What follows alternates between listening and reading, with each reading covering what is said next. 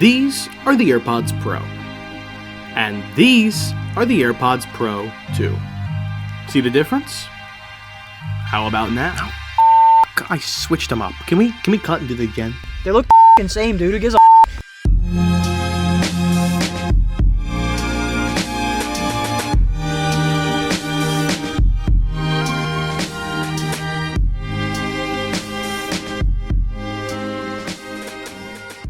The AirPods Pro 2 are an excellent upgrade. If you have AirPods. Not AirPods Pro, AirPods. See, the AirPods Pro 2 are great earbuds. I'd argue the best all-around earbuds you can get basically anywhere, especially as an Apple user. That being said, the Gen 2 Pros aren't really an enormous step up from the Gen 1s, but they do bring some great new features to the table. The only real way to tell the difference between the two is to look at the sides. On the right side of the case, there's a new silver inlay. It's a little loop to slip a lanyard through.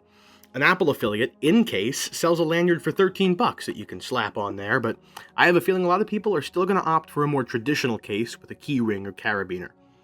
On the bottom, there's 4 new holes, speakers for the Find My enabled features on the device. You can now use the same tech as in AirTags to precisely locate your AirPods Pro if you lose them. Not only can you locate them using the guides in the app, but you can also ring them with a chime as you get close. These speakers also work to give status notifications. For instance, when you set them down wirelessly, you can confirm they've actually started charging by listening for the MagSafe sound. But yeah, other than those small changes, the lanyard loop and the speakers, that's the only thing that's changed about the outside of the case.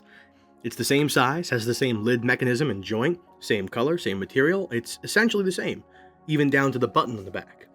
As for the earbuds themselves, they've changed a few things, notably the position of the main internal vent for the drivers, putting it at the top of the device to have more airflow. This leaves the in-ear proximity sensor in the same spot, facing inward in your ear. This change has led to an all-around improved sound experience, and when it's paired with the new drivers, the sound is richer, fuller, and considerably bassier than the last generation AirPods Pro. A solid step up in every way, in terms of sound quality. Also, the new Pros, like the old ones, are water resistant. They, however, are not waterproof, and you should never swim with them, or stick them in other places that they might not be protected against. The new AirPods are fitted with the H2 chip, which is considerably more powerful than its H1 predecessor. This chip allows for some cool new features, most notably adaptive transparency, which reduces harsh and overly loud sounds in the environment by lowering them before they can be pumped into your ears. They've also introduced a new adaptive equalizer feature. This lets you use the front sensor array on your phone to create a 3D map of your ear, so as to optimize audio to sound as good as possible with custom acoustic control. The noise cancellation is also supposed to be much improved with up to 2 times better performance.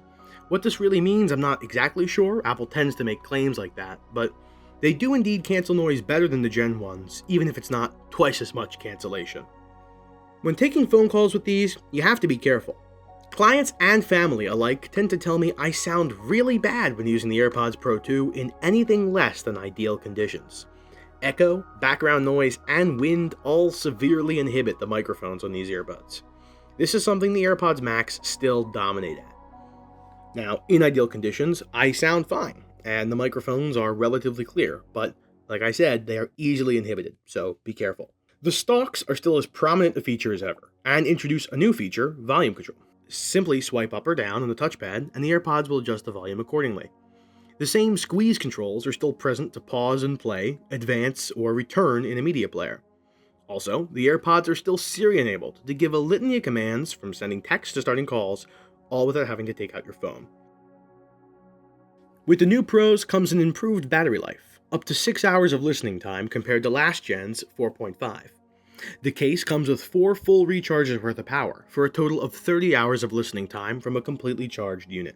Now to get that charge, there's some new ways to juice up your AirPods.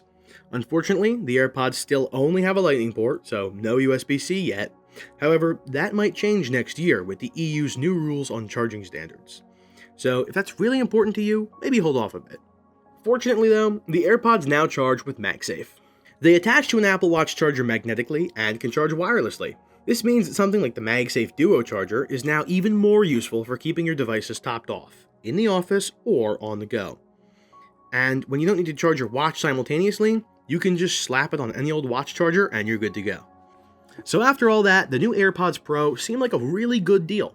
There's lots of great new features, plus a bunch of older ones I haven't even mentioned here. Whether it's the connectivity, the software, or the sound quality, these headphones really shine. There's just so much to love. But that being said, they are really only marginally better in everyday use than last generations. If you already have the AirPods Pro Gen 1, then you really don't need the new ones. But if you want them, get them. Linus says it best. I don't know. It doesn't matter because me, I'm gonna buy them anyway. I mean, that's the Apple way, isn't it? But if you have regular AirPods, Gen 3 or not, then I would still recommend you pick these up. The excellent active noise cancellation and adaptive transparency are features I've come to love constantly in my daily life.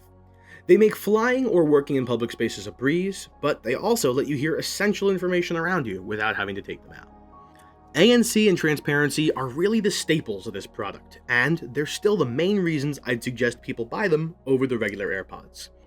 Will you be getting new AirPods? Let us know in the comments. As always, if you like this content and want to see more, then please consider subscribing so we can continue bringing it to you. I'm the disembodied voice of Michael Mangraviti. Thanks for watching.